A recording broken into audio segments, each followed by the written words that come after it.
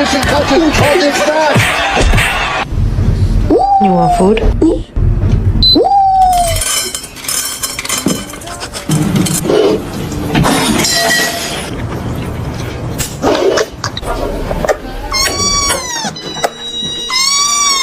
Oh, okay. Okay, oh.